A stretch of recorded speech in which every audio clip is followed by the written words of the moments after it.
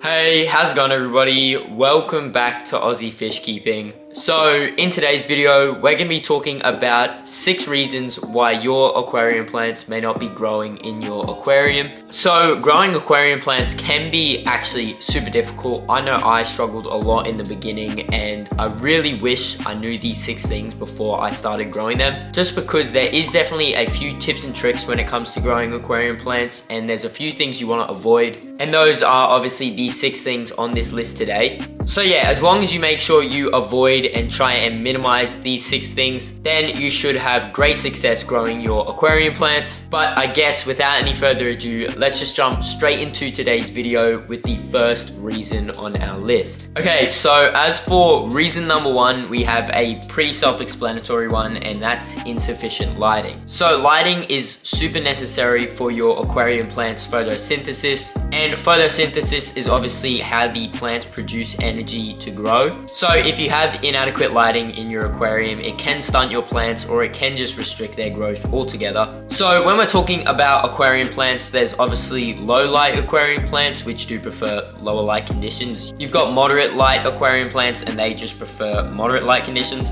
And then you have your high light aquarium plants, which do like really high lighting in their aquarium. So all aquarium plants do require specific light intensities and spectrums. So a lot of the time, in order for your plants to grow correctly, you do need a full spectrum light. And what this means is it's a light that actually has red and blue wavelengths. And your plants do need this sort of light to actually grow.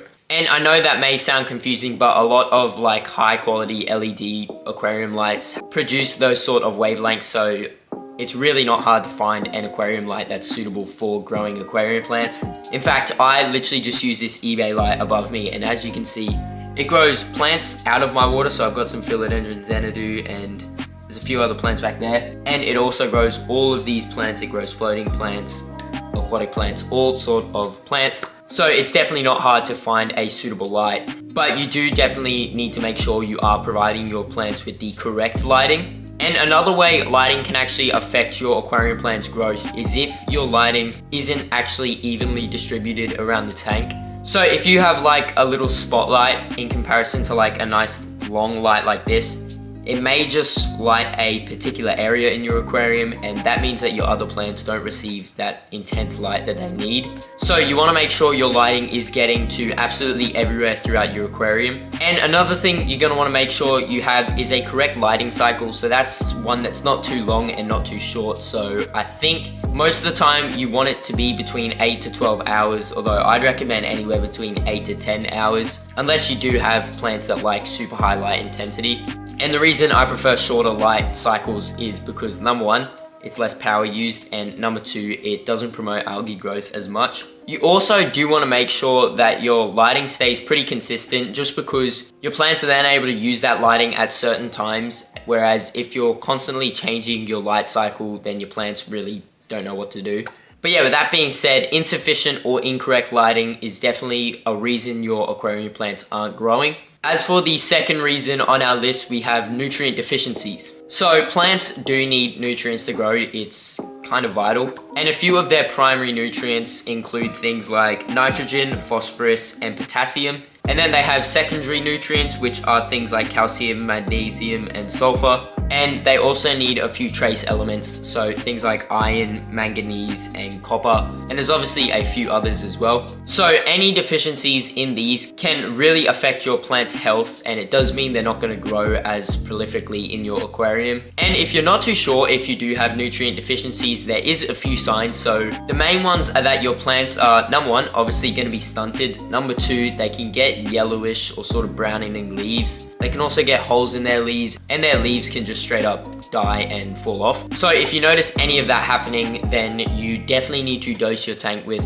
some extra nutrients in order for your plants to grow again. And if you have a super heavily planted aquarium, I would just highly recommend dosing some sort of fertilizer or even root tabs, just because it's better to be safe than sorry in a large scale planted aquarium. Obviously you don't want all your plants just dying off, so yeah, I'd highly recommend using some sort of fertilizer or root tabs. But in saying that, if you don't have many plants like these tanks behind me, you don't really need any of that, and there should be enough nutrients in your water already. And there is a few other ways that you can tell if your nutrient levels are low. The most reliable though would obviously be just testing your water and seeing how your plants are going. So if they're growing well, there's plenty of nutrients in there, and if they're not growing well, well then you've got a problem with your nutrients. But yeah, with that being said, nutrient deficiencies is definitely another massive reason why your aquarium plants may not be growing. Moving on to the next reason on our list, we have poor water quality. So poor water quality can significantly impact your plant's health.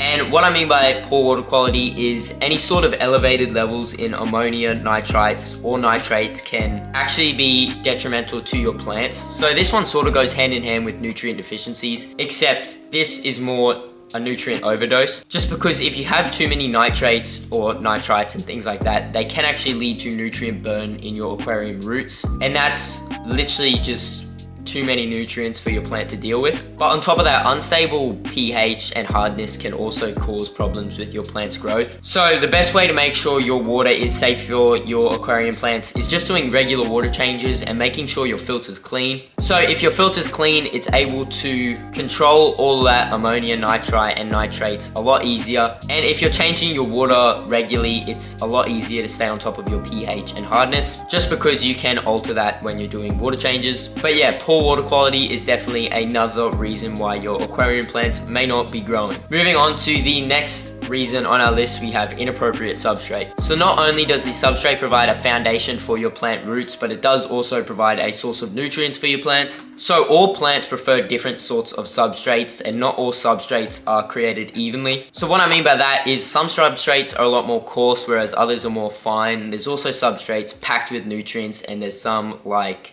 gravel that just don't have any. So you do want to do a little bit of research about the plants you're planning on getting before you do get the substrate. And the reason for that is because some heavily thick rooted plants do prefer either sand or heavy gravel, whereas fine rooted plants prefer sand or aqua soil, a much softer, gentler substrate. You also want to make sure that your plants have plenty of substrate to spread their roots throughout. So usually about 1 to 2 inches is the perfect amount of substrate, and that just gives your plant roots plenty of space to spread throughout and get all the nutrients that's in the substrate, and that will in turn help your plants grow a lot better in your aquarium. And sometimes if you need to, you can layer the substrate. So if you do have a plant that prefers really high nutrients, you can put dirt down and layer it with sand if you prefer that sand look. But yeah, using the wrong type of substrate is definitely another reason why your aquarium plants may not be growing as well as you'd like them to. Moving on to the next reason on our list, we have inadequate CO2 levels. So CO2 is another vital component to a plant's photosynthesis, and if there's inadequate amounts of CO2 in the water, it can lead to slow growth in your plants or just stunted growth altogether. So in low light, low tech aquariums like these ones behind me, the plants do actually rely on CO2 from fish respiration and organic matter breaking down. And a lot of the time, if you don't have a heavily planted tank like this, there's plenty of that in the water for your plants. However, in highlight or heavily planted aquariums, there may not be enough of this natural CO2. So you may actually need to install some sort of CO2 injection system, and this is just gonna make sure there is plenty of CO2 for your aquarium plants to use, which can lead to improved aquarium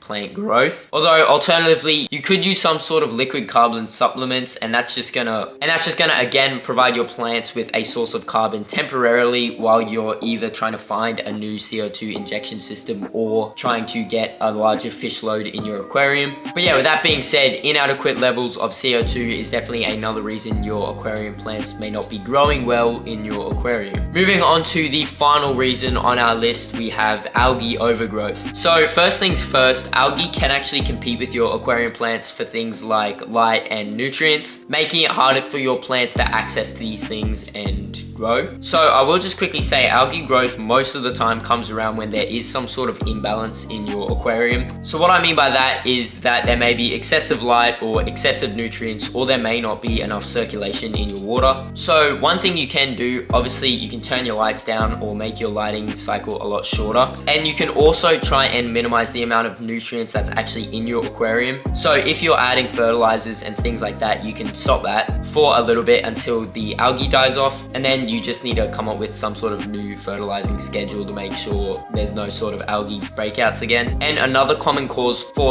excessive nutrients in aquariums is actually overfeeding. So you do want to make sure you're only feeding your fish as much as they can eat in about 5 minutes, and you're sucking out the rest of that food. And the reason for that is because that food is broken down and contributes to the nitrogen cycle, and that does provide the algae with more nutrients. You can also use things like algae eating fish, and improving your circulation also does minimize the amount of algae in your aquarium as well. So yeah, not only does algae actually compete with your plants for the light and for the nutrients, but it can actually just smother your plants altogether. So sometimes you'll notice leaves of your aquarium plants, particularly nice broad flat leaves, can actually grow algae on top of them, and that algae can just straight up smother your aquarium plants. So it's just going to restrict the light they get at all, and it's basically just gonna suffocate them. Now, one thing you can do if this starts to happen in your aquarium is get some hydrogen peroxide. You just get it from like Woolworths or like a grocery store or something like that. And basically what you're gonna wanna do is spray this over your aquarium plants that have algae growing on it. And you wanna leave it out of the water for like a few seconds. Then you're gonna dunk it in a spare bucket. You don't wanna do this in your actual aquarium just because it can affect your fish. But yeah, basically you're gonna spray it with your hydrogen peroxide, you're gonna dunk it back in the water, and you'll leave it in there for a bit. And hopefully you should start to see that algae like sort of bubbling and turning white, and it'll actually come to the surface, and then you can quickly just rinse that plant off and dunk it back into your aquarium. Also, I will say, if it doesn't work the first time, don't just keep going, because that can damage your plant altogether. Instead, you could just put it back in your aquarium, come again maybe 2 days later and do it again, and just do it until the algae's gone. But yeah, with that being said, algae overgrowth in your aquarium can be another reason that your aquarium plants aren't growing. So with that being said, that is actually going to bring us to the end of today's video. I hope you all enjoyed, and I hope this video does help a few of you guys out. If you did enjoy today's video, please make sure to go down and subscribe, and while you're down there, smash the like button and comment your thoughts on today's video. I always love going down there and reading them all, and I try to reply back to as many comments as I can. Also, if you haven't done so already, please make sure to go down, click the link in the description to my website, AussieFishkeeping.com. I've got all sorts of live fish up there. So I've got guppies, endlers, catfish, snails, danios, all sorts of aquarium fish. I've got some botanicals and a few other aquarium products. I've also actually got some Ultima angelfish up there and a few L340 plecos as well. So yeah, I'll leave the link to that in the description. But yeah, with that being said, I hope you all enjoyed, and I'll see you all in that next video.